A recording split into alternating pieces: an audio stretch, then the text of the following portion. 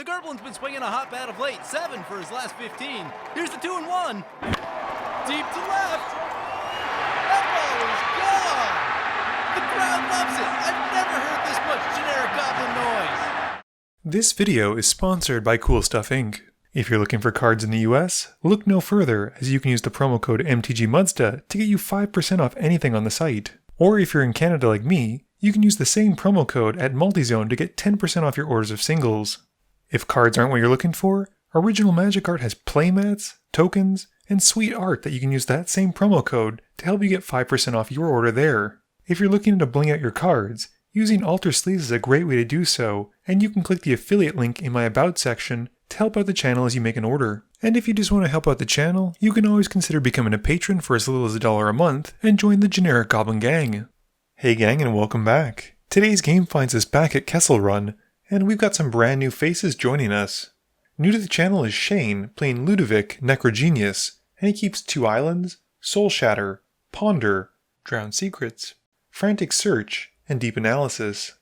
Ben, who's also new, is playing Sedris, keeping Animate Dead, Hedron Archive, Steam Vents, Jin Gitaxis, Wheel of Fortune, an Island, and a Drowned Catacomb. OJ is playing Arixmethes, keeping a Mana Geode, Growth Spiral, 2 Forests, Warped Landscape, Tromocratus, and Archetype of Imagination.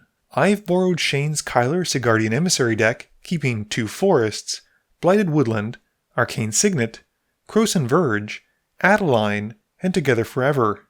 Shane wins the die roll and starts us off. Shane plays an island and casts Ponder.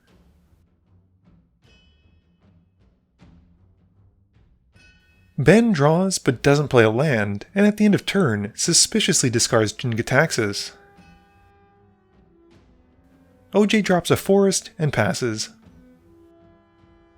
I play a tap Croson Verge, passing turn. Shane plays a swamp, and then pays a blue and a black to bring out Ludevic. As his commander enters, his Enter the Battlefield trigger goes off, and mills Shane for 1. Ben plays a tap Steam Vents, and announces we all have 1 turn to go around the table before having to deal with a Jin Gitaxis. OJ plays an island, and casts a Growth Spiral. He draws a card, and plays a Warped Landscape as his extra land for turn.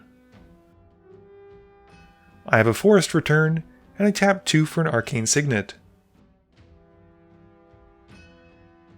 Shane plays a Tainted Isle, and casts his own Arcane Signet. Moving to combat, Ludevic goes at Ben, and mills Shane for 1 card from attacking. Ben then takes 2, and Shane passes.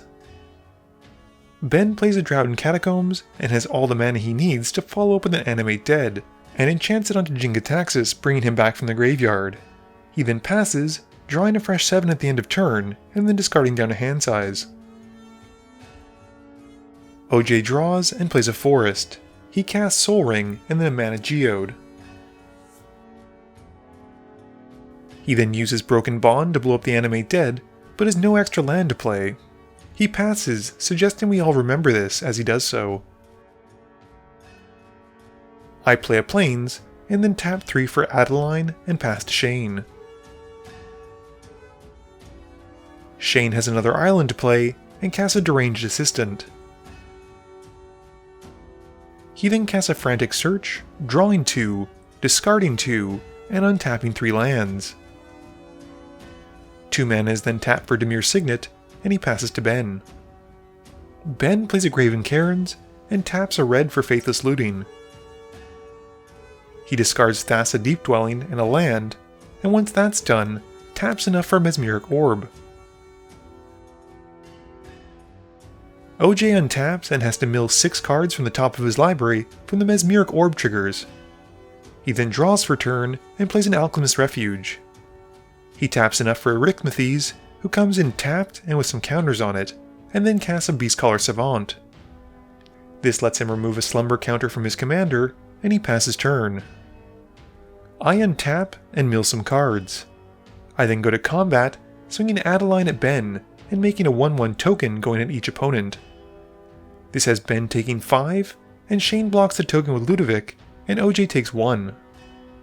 At the end of my turn, Shane taps his remaining mana sources, but doesn't use it, and moves to his turn. His plan becomes clear as he untaps for turn and mills a bunch of cards, which is what his deck wants to do anyway. He draws for turn and then taps 5 for a Ghoul's Night Out. He brings back Ben's Jin-Gitaxias and OJ's Caller of the Pact, but nothing for me because I have no creatures in my graveyard. These creatures come into play as zombies with decay, so they can't block. Ludevic then goes at Ben for 2, and Shane mills his top card. Shane then passes, drawing a fresh 7 and discarding down to hand size once that's done.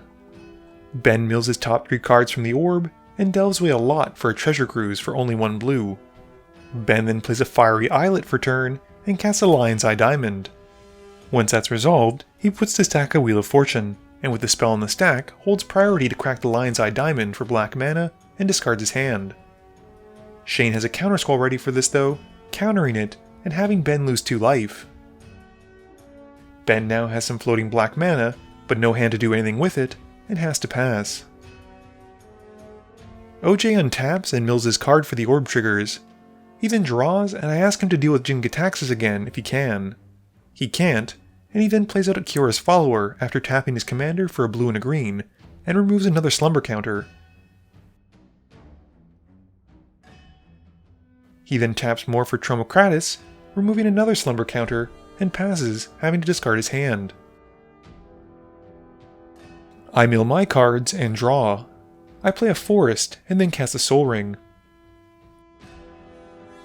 I tap enough for a Lifecrafter's Bestiary, and once that's done, bring out Kyler. Moving to combat, I swing Adeline and the tokens at Shane, and I get my on-attack trigger from Adeline, making a 1/1 token going at each opponent. Kyler sees these tokens coming into play, and adds 3 +1/+1 counters to himself, pumping my humans by +3/+3, which is my entire board. OJ then blocks the token with Tromokratis, while Ben and Shane take the hits, because Shane's creatures have decay and can't block. This has Ben taking 4, and Shane takes 14. I then pass, having to discard my hand.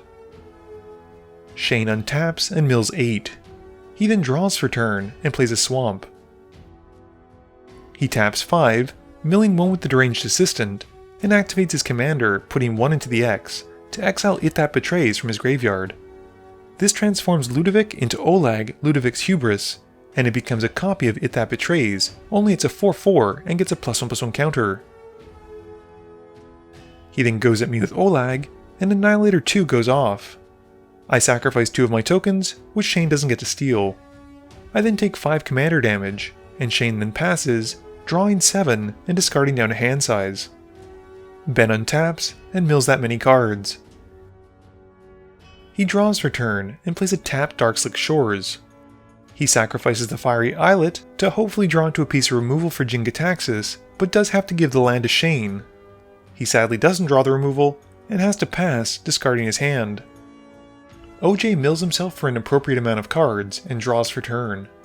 He taps his commander for 2 mana and sacrifices the Warped Landscape to go and find a land, which Shane also gets as it goes to the graveyard. OJ then plays a land for turn and goes to combat. He swings Tromokratis at Shane, who before moving to blocks, casts a Soul Shatter, making his opponent sacrifice their biggest mana value creature or planeswalker. In this case I lose Kyler, and OJ loses Tromokratis. There's a bit of debate and confusion at this point over whether Shane would get Kyler, but we're pretty sure I can just put him to the command zone instead. I untap and mill my necessary amount of cards. I then draw and cast a Rampant Growth to go and find a basic. I tap enough for Kyler and move to combat. I swing Adeline at OJ and the tokens at Shane. I get an on-attack trigger from Adeline, getting 3 more tokens, and pumping Kyler again with 3 +1/+1 counters.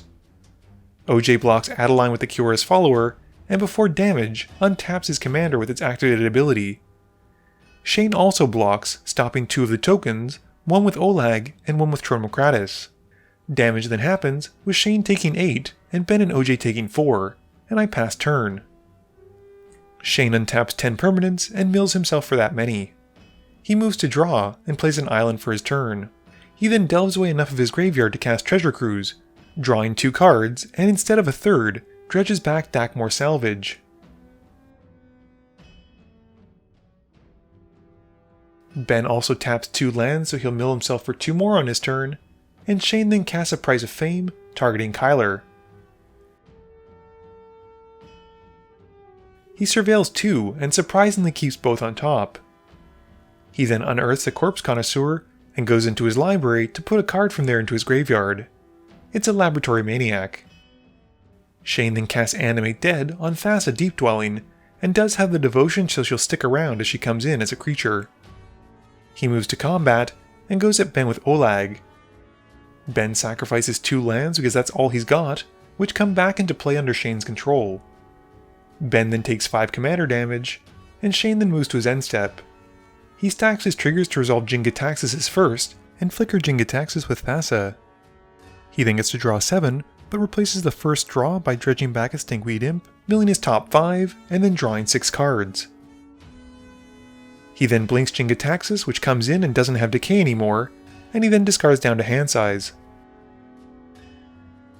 Ben untaps his 2 lands, and mills 2 from the Mesmeric Orb triggers. He then draws, and casts a Talisman of Dominance. OJ doesn't need to mill anything since he's all untapped, and draws. He does have to discard his hand though, as he passes to me. I untap and start milling as well. I have to go 12 cards deep, and then scry 1 from the bestiary on my upkeep. I bottom it, and then draw for turn. It's a land which I play, and then tap enough to recast Kyler again. I do pay 1 green from the bestiary trigger to draw, but it's not a Swords to Plowshares or Path to Exile. I go at Ben to hopefully take him out and deny Shane the Mesmeric Orb milling, and add line triggers to put out 3 1/1 tokens, one of which is going at each opponent. This gives Kyler his 3+1/+1 counters, and Ben can't really block. Everything connects, but sadly because I'm bad at math, Ben is still alive at 1. I then pass, discarding my hand, and Shane uses his Deranged Assistant for mana, and mills a card. Shane untaps, milling 14. He's got like 3 cards left in his deck, and draws for turn. In his main phase, he puts to stack a Stitch together, and the table asks him to confirm he has Threshold. He brings back the Laboratory Maniac, and then passes through his phases.